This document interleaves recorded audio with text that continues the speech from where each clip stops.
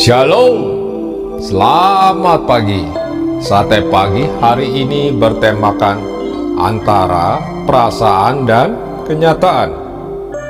Firman Tuhan terambil dari Amsal pasal 13 ayat 6. Kebenaran menjaga orang yang saleh jalannya, tetapi kefasikan mencelakakan orang berdosa.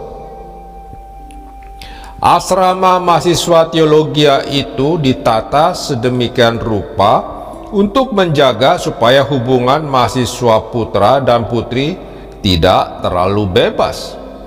Kalau hendak bertemu, mereka harus bertemu di taman yang berada di depan tempat tinggal seorang dosen. Sega adalah mahasiswa yang sedang menaruh hati kepada seorang mahasiswi, dan mereka pun berjanji bertemu di tempat itu. Sesuai dengan jam yang mereka tentukan, mereka pun bertemu di sore itu. Tiba-tiba seorang mahasiswa lain datang dan berkata dengan lantang, "Hai kamu pendek, sedang berusaha mendapatkan yang tinggi ya?" Memang Sega itu pendek, sementara mahasiswi itu tinggi. Perkataan ini terasa sangat keras dan menyakitkan bagi Sega. Saking malunya, dia pun meninggalkan mahasiswi itu dan kembali ke asramanya. Dalam hati dia sudah merencanakan mau membalas perbuatan temannya itu, entah dengan cara yang sama atau dengan pukulan. Namun sebelum rencana itu terlaksana, si mahasiswi meminta Sega untuk kembali ke tempat itu. "Duduk di sini bang, aku ingin bicara sesuatu," kata mahasiswi tersebut. "Aku tahu bang Sega sangat malu dan marah atas perkataan teman kita itu. Tetapi aku tidak melihat hal itu. Aku mau menerima bang Sega apa adanya," lanjutnya. Kata-kata itu sungguh membuat hati Sega berbunga-bunga. Singkat cerita, mereka akhirnya berpacaran, menikah, dan dikaruniai seorang putra. Sekarang mereka melayani di sebuah gereja yang berada di pinggiran sebuah kota besar.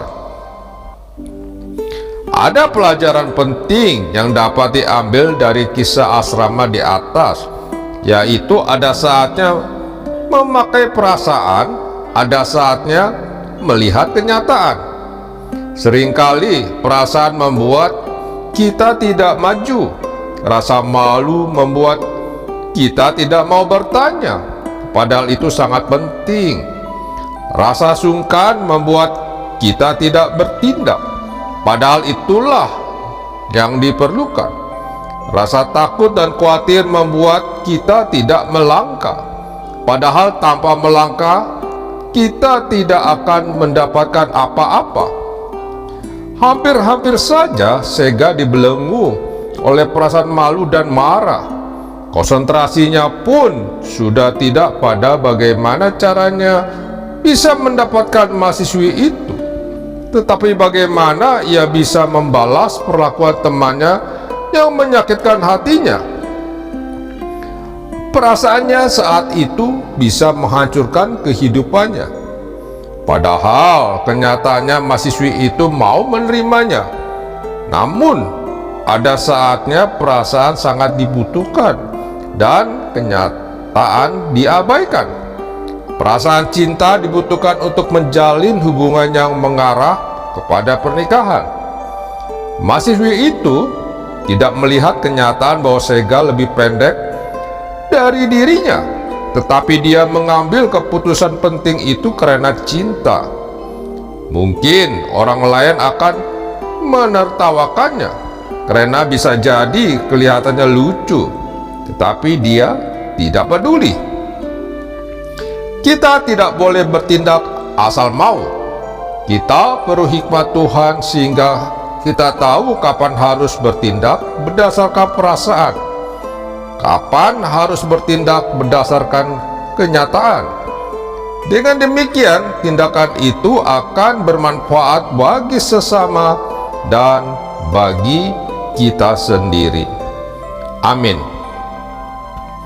Mari kita berdoa.